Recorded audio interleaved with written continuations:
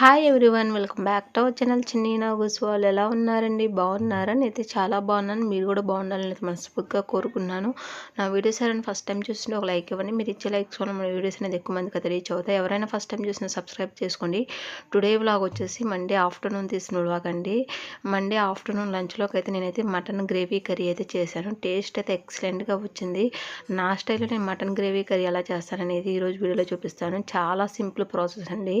Bachelors వంట రాని వాళ్ళు కూడా చాలా ఈజీగా చేసుకోవచ్చు. ప్రాసెస్లోకి అయితే వెళ్దాము. సండే రోజైతే మా హస్బెండ్ అయితే తలకాయ మాంసం అలాగే మటన్ కర్రీ అయితే తీసుకొచ్చారండి. నేనైతే సండే రోజైతే తలకాయ మాంసం అయితే చేశాను. ఇంకా మటన్ కర్రీ అయితే డీప్ ఫ్రిడ్జ్లో పెట్టేసి మండే రోజైతే చేశాను. చాలా అంటే చాలా బాగా వచ్చిందండి. అసలు టమాటా వేసి అయితే చేశాను. గ్రేవీగా చేశాను. టేస్ట్ అయితే నెక్స్ట్ లెవెల్ ఉంది. కర్రీ కోసం అయితే స్టవ్ మీద అయితే కుక్కర్ గిన్నె అయితే పెట్టాను. అందులోకి అయితే 100 గ్రామ్స్ అయితే ఆయిల్ అయితే వేసాను. ఆయిల్ అయితే బాగా హీట్ అవ్వాలండి. ఆయిల్ అయితే బాగా హీట్ అయింది. అందులోకి సన్నగా కట్ చేసిన ఉల్లిపాయ ముక్కలు, పచ్చిమిరపకాయ ముక్కలు అయితే వేసుకోవాలి. వేసుకొని మంచిగా వేపుకోవాలి.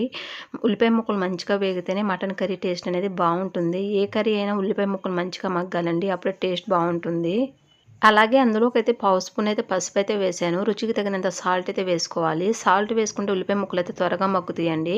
ఇక్కడైతే సాల్ట్ అయితే వేస్తున్నాను. సాల్ట్ వేసుకొని ఉల్లిపాయ ముక్కలు అయితే ఎర్రగా మగ్గించుకుంటాను. మగ్గించుకున్న తర్వాత అందులోకైతే అల్లం వెల్లుల్లి పేస్ట్ అయితే యాడ్ చేసుకుందాము. మండే రోజు రిపబ్లిక్ డే కదా, ఇంకా పిల్లలైతే స్కూల్కి అయితే వెళ్ళారు. నిస్సీ పాపకి అయితే డాన్స్ ప్రోగ్రామ్ అయితే ఉందండి.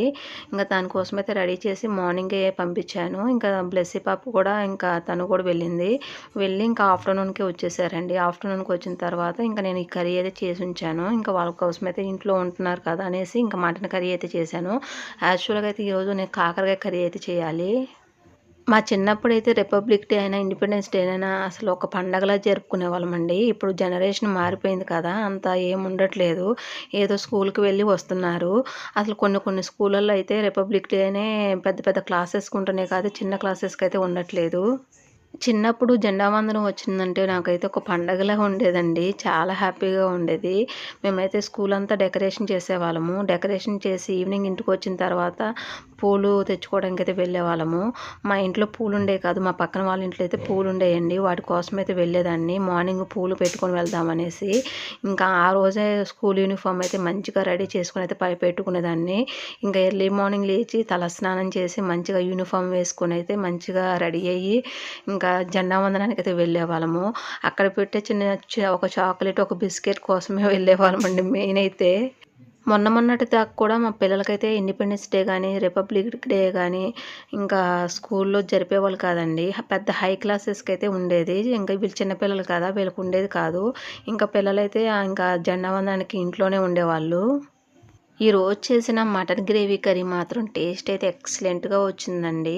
ఉల్లిపాయ ముక్కలైతే మంచిగా మగ్గినియి. మగ్గిన తర్వాత అందులోకైతే అల్లం వెల్లుల్లి పేస్ట్ అయితే వేసుకున్నాను. అల్లం వెల్లుల్లి పేస్ట్ వేసుకొని మంచిగా పచ్చి వాసన పోయే వరకు అయితే వేపుకోవాలి.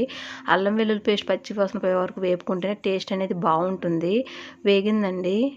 అలాగే అందులోకైతే నీట్‌గా క్లీన్ చేసుకున్న మటన్ అయితే యాడ్ చేసుకోవాలి. మటన్ వేసుకున్న తర్వాత కర్రీని తిప్పుకొని ఒక 10 నిమిషాలైతే మగ్గనివ్వాలి. అందులో నుంచి అయితే వాటర్ అయితే రిలీజ్ అవుతుందండి. ఆ వాటర్ మొత్తం డ్రై అవ్వాలి. అలా డ్రై అయిన తర్వాతే మనం అనేది కారం అనేది యాడ్ చేసుకోవాలి. అప్పుడే మనకు నీచు స్మెల్ అనేది లేకుండా టేస్ట్ అనేది బాగుంటుంది. మటన్ కర్రీ ఎంత చేసినా ఒక రకమైన స్మెల్ అయితే వస్తుందండి. అలా స్మెల్ రాకుండా ఉండాలి అంటే రైస్ వాటర్‌లో అయితే క్లీన్ చేసుకోండి. క్లీన్ చేసుకొని మటన్ అయితే వండుకోండి. టేస్ట్ మాత్రం చాలా బాగుంటుంది. స్మెల్ అనేది రాదు. ఇక్కడైతే మటన్‌లో ఉన్న రిలీజ్ అయిన వాటర్ మొత్తం డ్రై అయిందండి. అందులోకైతే కారం అయితే వేసుకున్నాను. కారం వేసుకున్న తర్వాత కర్రీని తిప్పుకొని 2 నిమిషాలైతే మగ్గనివ్వాలి. అలాగే అందులోకైతే 1 స్పూన్ అయితే ధనియాల పొడి కూడా వేశాను. ధనియాల పొడి వేసుకొని 2 నిమిషాలైతే మగ్గనివ్వాలి. ఇక్కడైతే మగ్గిందండి. అందులోకైతే వాటర్ అయితే యాడ్ చేసుకున్నాను. వాటర్ యాడ్ చేసుకున్న తర్వాత ఇక్కడైతే కుక్కర్ మూత పెట్టి ఒక 4 విజిల్స్ అయితే రానిస్తాను. కుక్కర్ కింద అయితే 4 విజిల్స్ అయితే వచ్చినాయండి. స్టవ్ అయితే ఆఫ్ చేశాను. ఆవిరంతా రిమూవ్ అవ్వాలి కదా!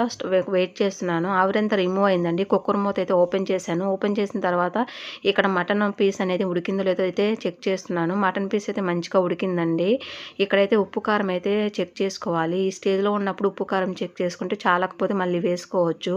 ఇక్కడైతే నాకు సాల్ట్ అయితే చాలలేదండి. లైట్‌గా సాల్ట్ అయితే వేశాను. ఎప్పుడైనా కొత్తగా వంట చేసేవాళ్ళు ఒకటైతే గుర్తుపెట్టుకోండి. వంట చేసేటప్పుడు కారం కొంచెం తక్కువగానే వేసుకోండి. ఉప్పు కూడా కొంచెం తక్కువగానే వేసుకోండి. ఎందుకంటే మనం ఎక్కువైతే వాటిని తీయలేం కదా! తక్కువైతే మళ్ళీ వేసుకోవచ్చు. కాబట్టి ముందైతే మనము తక్కువ వేసుకుంటేనే మంచిదనమాట. ఎక్కువైతే వాటిలోని నుంచి మనం కారం కానీ, ఉప్పు కానీ తీయలేము.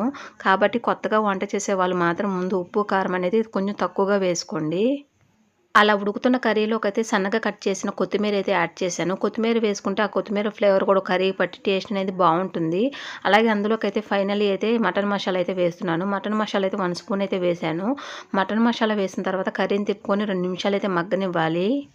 యమ్మీ యమ్మీగా ఉండే మటన్ గ్రేవీ కర్రీ అయితే రెడీ అయిందండి. ఇది రైసు, చపాతీ, పుల్కా ఎనీథింగ్ దేనిలో అయినా చాలా అంటే చాలా బావుంటుంది.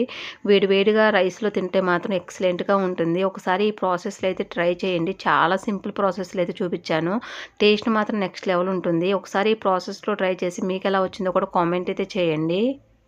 నా వీడియో చూసే ప్రతి ఒక్కరికి థ్యాంక్ యూ సో మచ్ అండి. ఈ వీడియో అయితే ఇక్కడితో ఎండ్ అవుతుంది. ఈ వీడియో చూసిన ప్రతి ఒక్కరు ఒక లైక్ అయితే ఇవ్వండి. మీరు ఇచ్చే లైక్ నాకు చాలా ఇంపార్టెంట్ అండి. Please support me.